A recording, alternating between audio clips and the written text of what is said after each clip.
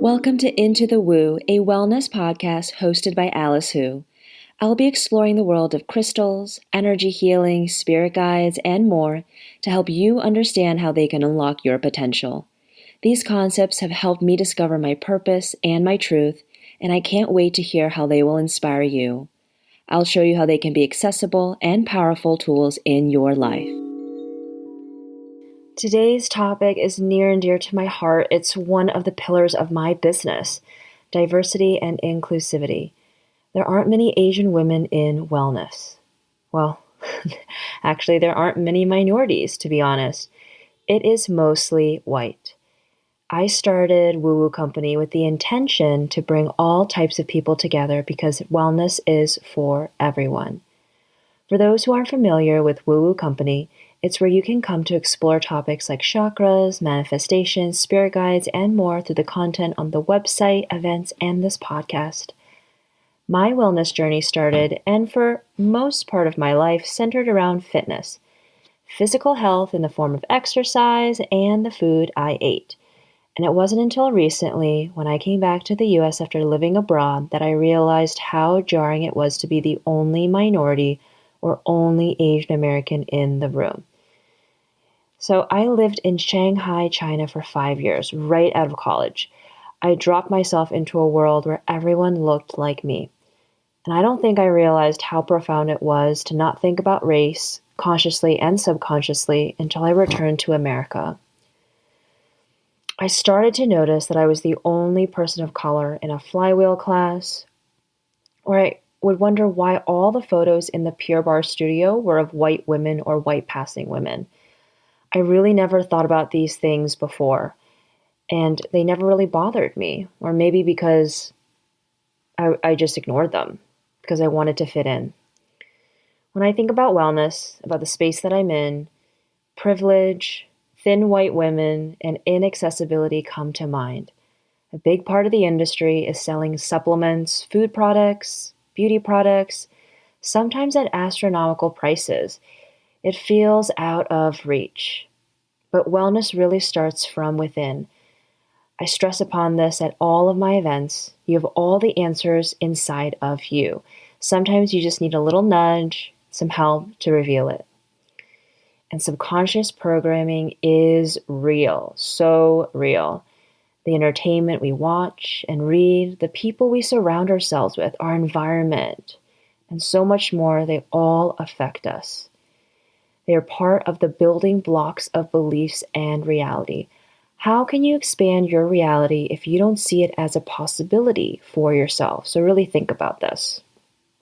Now, if you don't know anyone who has started a business, worked abroad, gone to college, and if someone in your immediate circle and community doesn't discuss various aspects of health with you, is it something you're going to be aware of or even want?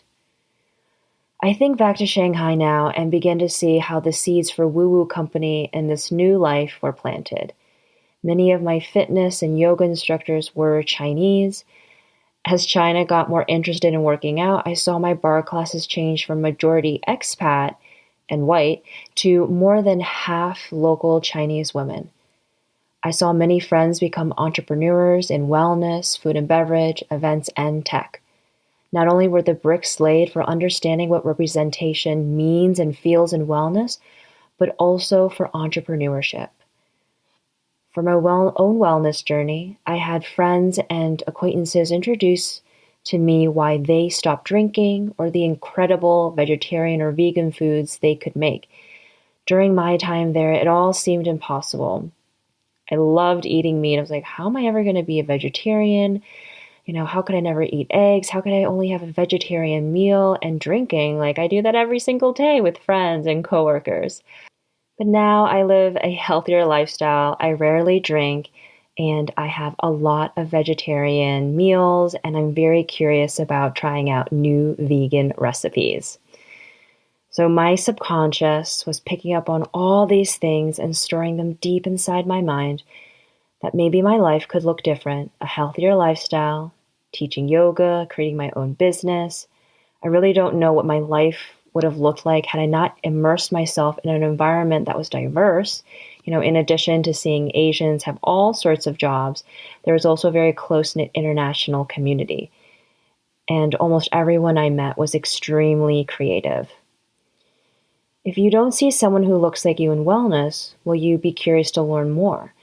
An interesting exercise is to think about the fitness classes and wellness workshops you've attended in the past year. How many were led by white women, and how many were led by women of color? A diverse range of experiences and backgrounds can lead to creating healing and expansiveness for many rather than just for a few. I can talk about and share my experiences on what does it mean to hold the weight of representing your race when you're the only one in the room. What trauma do you hold from needing to be a translator for your parents, eating different food that was seen as uncool during your childhood, understanding that you do belong even though you've felt other in different times of your life, and so much more. I not only see the need to talk about a greater purpose and how to get there, but also for someone different to be sharing spirituality, how to do the quote-unquote work, how to live an aligned life, and what does it all mean? And the work has always been twofold. Through content and events, Woo Woo Company is all about understanding yourself better and the reality you'd like to live in. It all starts in the mind and from within. And in my own life, through talking with friends and acquaintances, I saw how many people weren't living their lives. They weren't living full lives, feeling trapped at their jobs, drinking stress and unhappiness away, and waiting for their next vacation. And the more I learn about various wellness modalities, the more I realize that these ancient practices have very strong ties to Asian cultures. My hope is that I am able to reach more people, not only because I'm sharing chakras, crystals, manifestations, and other topics in practical and accessible ways, but also because I bring my unique experiences and background as an Asian American woman into the picture.